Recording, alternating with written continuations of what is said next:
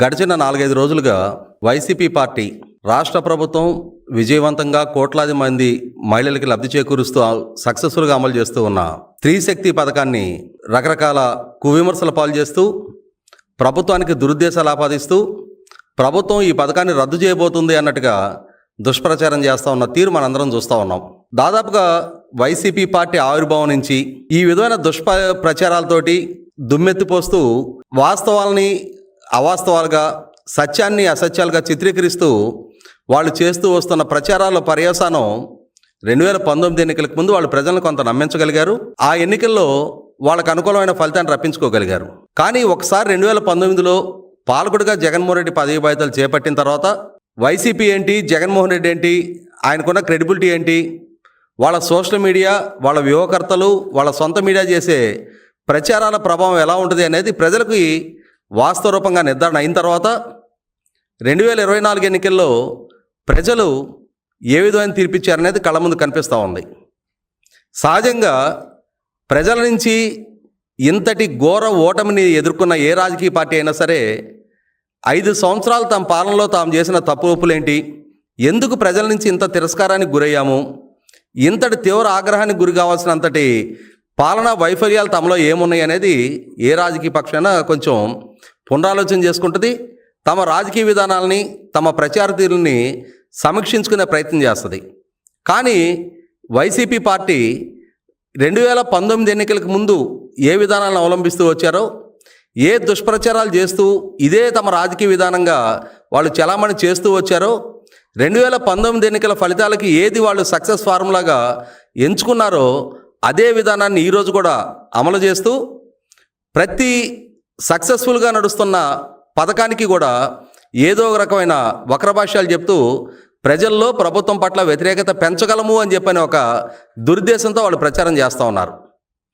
ఇందులో భాగంగానే గడిచిన 4-5 రోజులుగా కేంద్ర ప్రభుత్వం ద్వారా ఆంధ్రప్రదేశ్ రాష్ట్రానికి ఒక 1050 ఎలక్ట్రానిక్ అంటే ఈవీ బస్సెస్ అవి అందుబాటులోకి రాబోతున్న నేపథ్యంలో ఈ ఈవీ బస్సులు కేంద్ర ప్రభుత్వం ద్వారా దేశంలోని అన్ని రాష్ట్రాలకి ఏ పాలసీ ప్రకారం అయితే అందిస్తూ ఉన్నారో అదే పాలసీ ప్రకారం పబ్లిక్ ప్రైవేట్ పార్ట్నర్షిప్ విధానంలో ఆంధ్రప్రదేశ్ రాష్ట్రానికి కూడా ఆ బస్సులు కేటాయింపు జరిగిన పక్షంలో ఆ పీపీపీ విధానంలో ఎవరైతే బస్సుల తయారీదారులు, సప్లైదారులు ఉన్నారో వారే వాటి మెయింటెనెన్సు, ఛార్జింగు, వాటికి సంబంధించిన అంటే సిబ్బంది నిర్వహణ కూడా వాళ్లే నిర్వహించుకోవటం అనేది ఆ పాలసీలో ఉన్న భాగంగా ఇవాళ రాష్ట్ర ప్రభుత్వానికి కూడా ఈ కేటాయింపు చేయబడిన 1050 బస్సులు పీపీపీ మోడ్లో రాబోతూ ఉన్నాయి.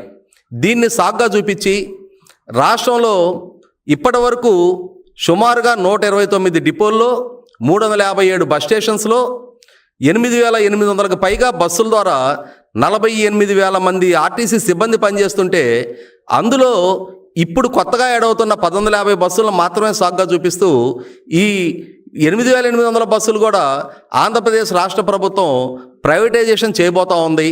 ఈ 48,000 మంది సిబ్బంది వాళ్ళ ఉద్యోగ భద్రతకి ఆంధ్రప్రదేశ్ రాష్ట్ర ప్రభుత్వం ముప్పు తీసుకురాబోతూ ఉంది. మొత్తంగా ఈ స్త్రీ శక్తి పథకాన్ని ఆంధ్రప్రదేశ్ రాష్ట్ర ప్రభుత్వం ఎన్నికలకు ముందు చేసిన వాగ్దానాన్ని కొన్నాళ్ళు మాత్రమే మురిపించి రద్దు చేయబోతుంది అని చెప్పని ఒక దుష్ప్రచారాన్ని వైసీపీ పార్టీ చాలా సక్సెస్ఫుల్గా చేస్తున్నాను అని చెప్పని గత 4-5 రోజులుగా వాళ్ళ సోషల్ మీడియా హ్యాండిల్స్లో విస్తృతంగా ప్రచారం చేస్తూ ఉన్నారు. అలాగే పేర్ని నాని లాంటి ఆ ప్రభుత్వంలో నాడు రవాణా శాఖ మంత్రిగా పనిచేసిన మాజీ మంత్రి కూడా ప్రెస్ మీట్ పెట్టి రాష్ట్ర ప్రభుత్వాన్ని విమర్శిస్తున్న తీరు చూస్తున్నాం మనం. అయితే ఇక్కడ గమనించుకోవాల్సింది ఏంటి అంటే ఈ స్త్రీ శక్తి పథకం అమలు కావడానికి ముందు ఏపీఎస్ఆర్టీసీ ఆక్యుపెన్సీ రేషియో 60%గా ఉండేది. ఒకసారి ఆంధ్రప్రదేశ్ రాష్ట్ర ప్రభుత్వం గడిచిన ఆగస్టు నెలలో ఈ స్త్రీ శక్తి పథకాన్ని అమల్లోకి తీసుకొచ్చిన తర్వాత ఇప్పటికీ ఆర్టీసీ ఆక్యుపెన్సీ రేషియో 92% పెరిగింది. అంటే ఈ అదనంగా పెరిగిన 32% ఆక్యుపెన్సీ రేషియో అనేది ఆర్టీసీకి జవసత్వాలు అందించే నిర్ణయమా, లేకుంటే ఆర్టీసీని నిర్వీర్యం చేసే నిర్ణయమా? ఇవాళ ఈ 32% ఆక్యుపెన్సీ రేషియో పెంచడం ద్వారా గడిచిన 9 నెలల కాలంలో ఆర్టీసీలో ఈ స్త్రీ శక్తి పథకాన్ని వినియోగించుకొని సుమారుగా 67 లక్షల మంది మహిళలు సుమారుగా 67 కోట్ల ప్రయాణాలు చేయడం జరిగింది.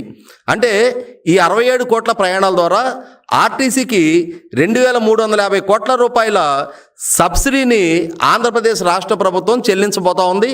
దాంట్లో ఇప్పటికే 720 కోట్ల రూపాయలు ఇప్పటికే ముందస్తుగా చెల్లించేయడం కూడా జరిగింది. అంటే ఇవాళ ఏపీఎస్ఆర్టీసీకి అతి పెద్ద కస్టమర్గా ఆంధ్రప్రదేశ్ రాష్ట్ర ప్రభుత్వం 32% ఆక్యుపెన్సీని ప్రొవైడ్ చేస్తూ 67 కోట్ల ప్రయాణాలని ఆర్టీసీకి రాష్ట్ర ప్రభుత్వం ద్వారా ప్రొవైడ్ చేయడం జరిగింది. ఇంతటి జవసత్వాలు, ఇంతటి రెవెన్యూ, ఇంతటి ఆర్టీసీకి ఒక రకమైన వన్య ఆంధ్రప్రదేశ్ రాష్ట్ర ప్రభుత్వం ద్వారా అందించగలుగుతుంటే ఇటువంటి పథకాన్ని ఇన్ని కోట్ల మంది ప్రజలు సక్సెస్ఫుల్గా వినియోగించుకుంటున్న పథకాన్ని రాష్ట్ర ప్రభుత్వం రద్దు చేయబోతుంది అనే ఒక రకమైన దుష్ప్రచారాన్ని వైసీపీ చేయటం అనేది 100% ఆక్షేపణీయం. ఇక్కడ గమనించుకోవాల్సింది ఏంటి అంటే యూజువల్గా ఉండే 40% మగవారి ఆక్యుపెన్సీకి అదనంగా ఇప్పుడు ఆడవారు 52% అదనపు ప్రయాణాలు చేస్తూ ఉన్నారు. ఈ 52% ఈ స్త్రీ శక్తి పథకాన్ని వినియోగించుకుంటున్న మహిళలందరూ కూడా చిన్న సన్నకారు కుల వృత్తులు చేసుకునే వాళ్ళు, చిన్న చిన్న ఉద్యోగాలు చేసుకునే వాళ్ళు, అలాగే చదువుకుంటున్న బాలికలు, యువతులు ఆ ఫెసిలిటీని వినియోగించుకుంటున్న తీరు చూస్తున్నాం. ఒక రకంగా ఒక గ్రామీణ ప్రాంతం నుంచి సమీపంలో ఉన్న ఏ పట్టణానికి చదువుకోవటానికో లేకుంటే తమ కుల వృత్తుల పరంగానో చిన్న చిన్న చిరుద్యోగాలు చేసుకోవటానికో ఒక మహిళ నెలవారీగా ప్రయాణం చేయాలి అని అంటే కనీస మాత్రంగా 2000 నుంచి 5000 వరకు ఖర్చు అయ్యే పరిస్థితులు మన కళ్ళ ముందున్న వాస్తవం. అటువంటి 2000 నుంచి 5000 రూపాయల వరకు ప్రతి మహిళకి కూడా ఇవాళ రాష్ట్ర ప్రభుత్వం ద్వారా ఆ అమౌంట్ సేవ్ అవుతూ ఉంది. ఆ అమౌంట్ సేవ్ అవటం ద్వారా ఖచ్చితంగా అది మహిళల సాధికారతకి, అదే సందర్భంలో ఆయా కుటుంబాలకి కూడా మరింత ఆర్థిక ప్రయోజనం చేకూర్చే దిశగా రాష్ట్ర ప్రభుత్వం సక్సెస్ఫుల్గా అమలు చేస్తున్న ఈ పథకానికి వైసీపీ తన దుష్ప్రచారంతో వీలైనంత వరకు ప్రభుత్వం పట్ల వ్యతిరేకత పెంచాలి అని చెప్పిన ఒక ప్రయత్నం చేస్తున్న తీరు చూస్తున్నాం. ఇటువంటి స్థితిలో ఖచ్చితంగా రాష్ట్ర ప్రభుత్వం ఈ విధంగా ఇంత విజయవంతంగా అమలు చేస్తున్న ఈ పథకాన్ని నిర్వీర్యం చేయటం కానీ రద్దు చేసే ఆలోచన కానీ రాష్ట్ర ప్రభుత్వానికి ఎక్కువసేనా లేదు. ఇవాళ రాష్ట్ర ప్రభుత్వం ద్వారా ఆర్టీసీలో కొనసాగుతూ ఉన్న 8800 బస్సులలో దాదాపుగా గడిచిన 5 సంవత్సరాల టెన్యూర్లో జగన్మోహన్ రెడ్డి పాలనా హయాంలో ఒక్క కొత్త బస్సు కూడా కొనని నేపథ్యంలో బస్సులన్నీ కూడా వీలైనంత వరకు స్క్రాప్ స్టేజ్కి రీచ్ అవుతున్న నేపథ్యంలో ఈ కొత్తగా కొనే బస్సుల్ని వీలైనంత వరకు ఈవీ వెహికల్స్ ద్వారా ఒక పక్క ఇంధన సంక్షోభం ప్రపంచవ్యాప్తంగా ఎదురవుతున్న తీరు చూస్తున్నాం, ఇంధన ధరలు పెరుగుతున్న తీరు చూస్తున్నాం.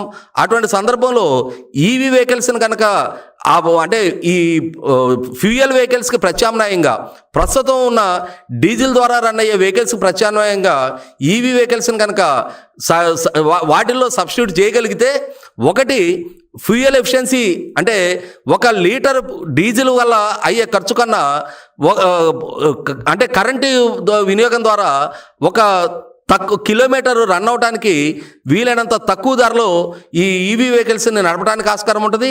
అదే సందర్భంలో ఇవాళ పర్యావరణ పరంగా కూడా చూసుకున్నప్పుడు వాయు కాలుష్యాన్ని, పర్యావరణ కాలుష్యాన్ని వీలైనంత వరకు నియంత్రించి ఒక రకంగా మాట్లాడుకుంటే ఈవీ వెహికల్స్ ద్వారా జీరో ఎమిషన్కి ఆస్కారం ఉంది. కాబట్టి పర్యావరణాన్ని కూడా కాపాడుకోవడానికి ఆస్కారం ఉంటున్న నేపథ్యంలో రాష్ట్ర ప్రభుత్వం భవిష్యత్తులో మొత్తం బస్సులన్నింటినీ కూడా ఈవీ వెహికల్స్గా మార్పు చేయాలని చెప్పని ఒక చిత్తశుద్ధితో, అంకిత భావంతో ప్రయత్నం చేస్తూ ఉంది.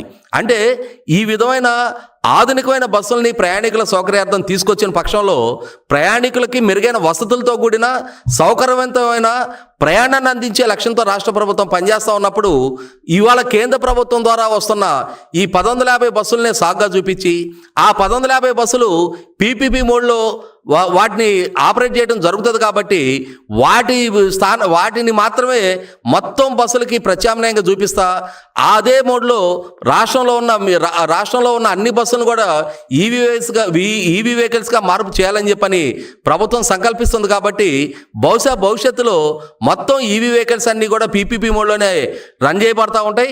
అలా రన్ చేసిన పక్షంలో ఇప్పుడు దాదాపుగా 70% బస్సుల్లో అమలు జరుగుతూ ఉన్న ఈ స్త్రీ శక్తి పథకాన్ని రద్దు చేయబోతున్నారు అని చెప్పని ఎప్పుడో దాదాపుగా ఇవాళ ఒక సంవత్సరానికి 1150 బస్సులు అంటే గత సంవత్సర కాలం పైగా కేంద్ర ప్రభుత్వంతో సంప్రదింపులు జరిపి వాళ్ళ నుంచి మంజూరు చేయించుకొని అందులో ఇప్పటికి 750 బస్సులు మాత్రమే టెండర్ ప్రక్రియ ముగిసి అవి కూడా సమీప భవిష్యత్తులో ఏపీఎస్ఆర్టీకి వనగొరబోతున్న నేపథ్యంలో దీన్ని మాత్రమే సాగ్గా చూపించి ఇంకొక దశాబ్ద కాలం నాటికి కానీ మొత్తం బస్సుల్ని ఈ ఈవీ వెహికల్స్గా ప్రవేశపెట్టడం జరగని నేపథ్యంలో ఈ ఈవీ వెహికల్స్నే సాగ్గా చూపించి మొత్తం స్త్రీ శక్తి పథకాన్ని రద్దు చేయబోతున్నట్టుగా రాష్ట్ర ప్రభుత్వం మీద వైసీపీ చేస్తున్న దుష్ప్రచారాన్ని ప్రజలు కూడా అర్థం చేసుకుంటా ఉన్నారు.